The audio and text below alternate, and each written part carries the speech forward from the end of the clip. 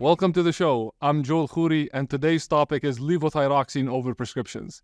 What is it, why it's happening, and more importantly, how we can put an end to it. Now, before we begin, I must remind you that I am not your doctor. So before you make any changes to any medications you're taking, please remember that this is just a clinical chemistry comedy show on YouTube.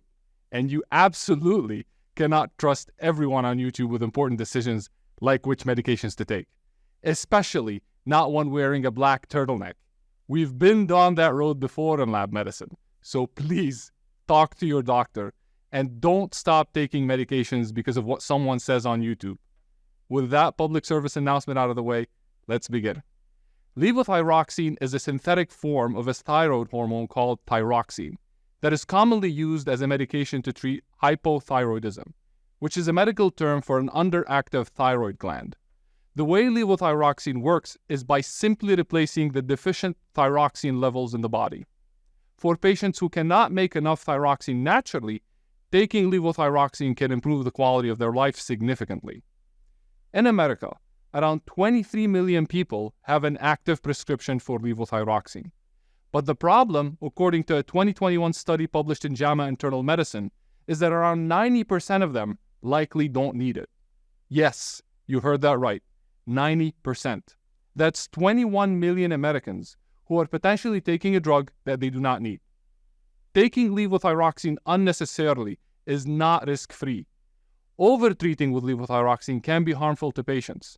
Just listen to Leanne Defoe's experience after she continued to be prescribed levothyroxine even though she did not have any hypothyroid symptoms. I was on levothyroxine from 2014 to 2019.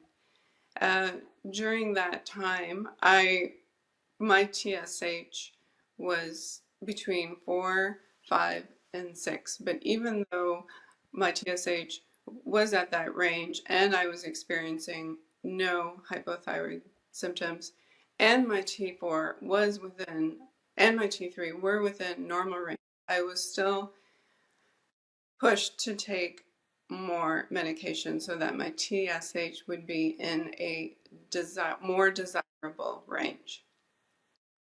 Whenever I tried to take more medication, I had severe side effects.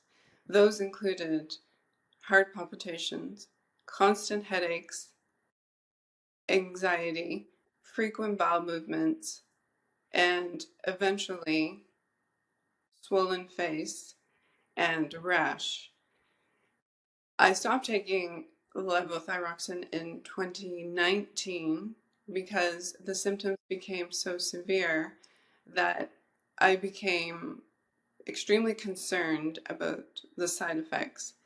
And these included waking up in the middle of the night with the room spinning and my heart pounding. Yeah, that sounds awful. Room spinning and heart pounding sounds more like a wild night out than a prescription plan. And yes, we all recognize that drugs have side effects, and that some patients may be more sensitive to them than others. This is especially true for people over 65 years old, where overtreatment with levothyroxine has been linked with increased mortality. So when I first learned of that JAMA study's findings, and how many Americans may be taking levothyroxine unnecessarily, I couldn't help but wonder, why is this happening?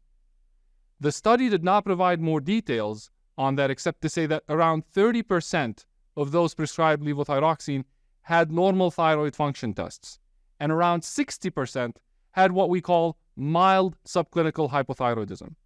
That's a mouthful. So to better understand what's going on, we really need to understand what mild subclinical hypothyroidism is and how it is diagnosed.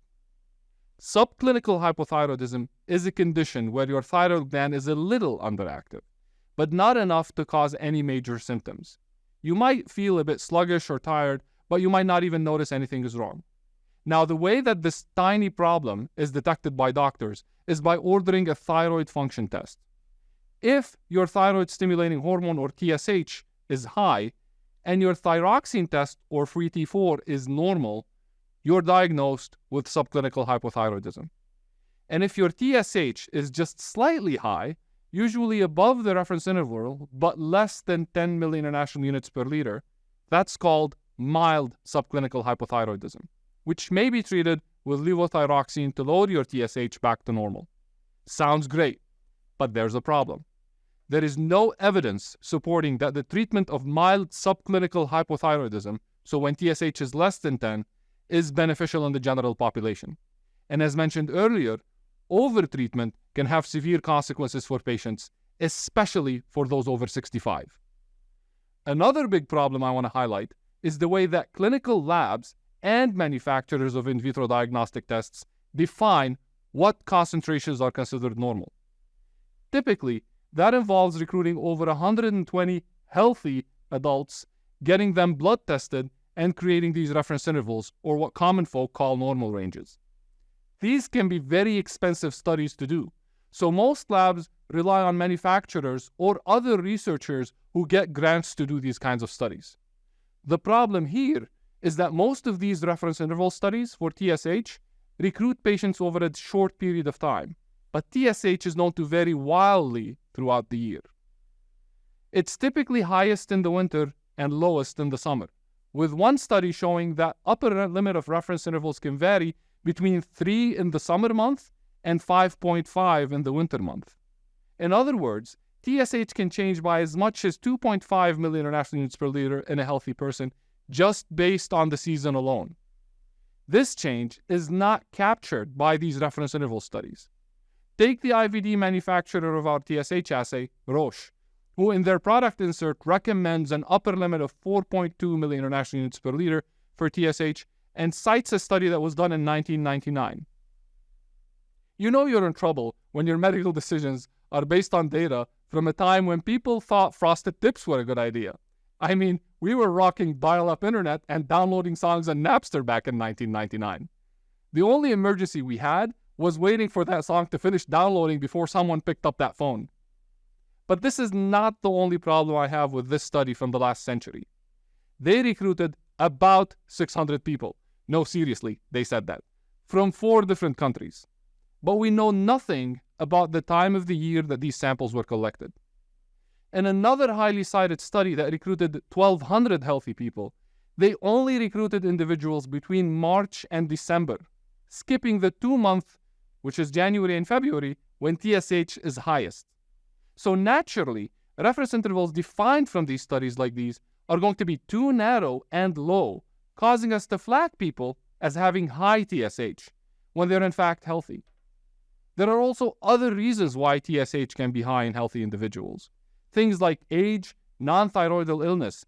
Basically, if you're sick for other reasons that can affect your TSH, but it's not a thyroid issue.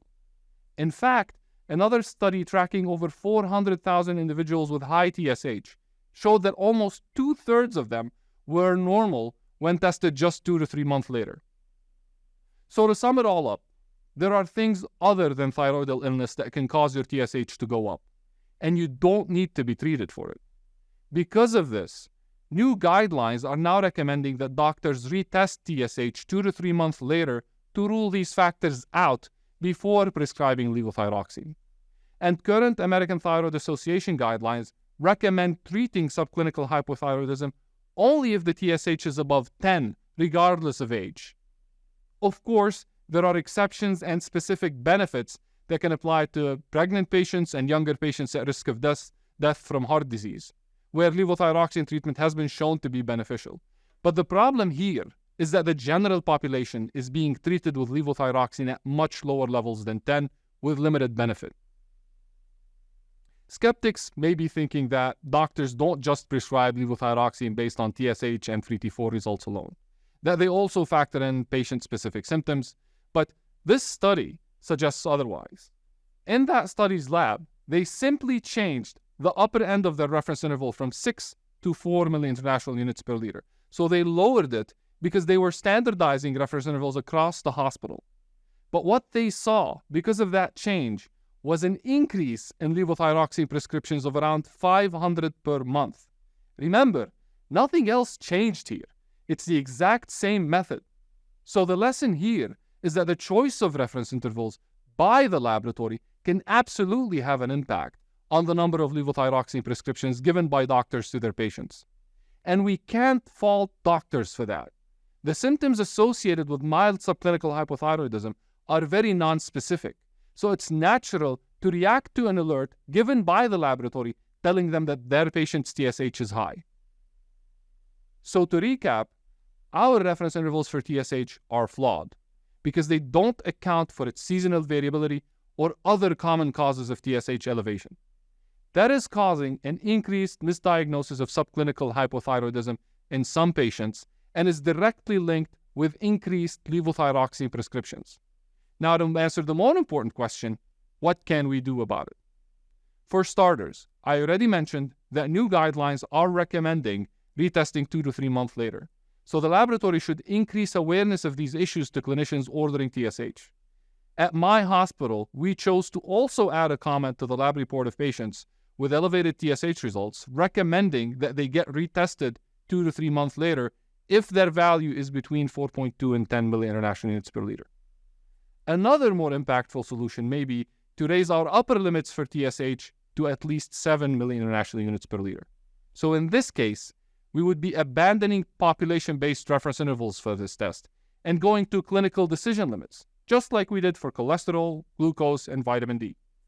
The reason I recommend 7 milli-international units per liter for TSH is because randomized controlled trials have shown no benefit in giving levothyroxine to patients whose TSH value is less than 7 to 10 milli-international units per liter. While some exceptions may exist for special populations like pregnant patients or young patients with a family history of heart disease, these are usually seen by specialists who are used to general reference intervals not applying to their specific population. Raising our limits to 7, at least for those over 65, will prevent further unnecessary prescriptions to this vulnerable segment of our population. But I do think that we also need to raise it for younger adults too. Although that's more controversial and more studies may be needed to define what constitutes a healthy TSH reference interval for that population. In the meantime, some labs may prefer redoing their own reference interval studies and accounting for seasonal variation. But I'll warn you that this approach may be season and region specific. So what you derive for October 2023 may not apply to October 2024, especially when every year is the hottest on record. And what you derive in New York may not work for Miami. Ultimately, whatever option you choose, the important thing here is to stop doctors from prescribing levothyroxine for mild subclinical hypothyroidism like it's candy. The side effects can be severe, and the impact on patients like Leanne can be really harmful to their physical and mental well-being. She shared her story with us in the hope that it may spare others like her from going through what she's been through.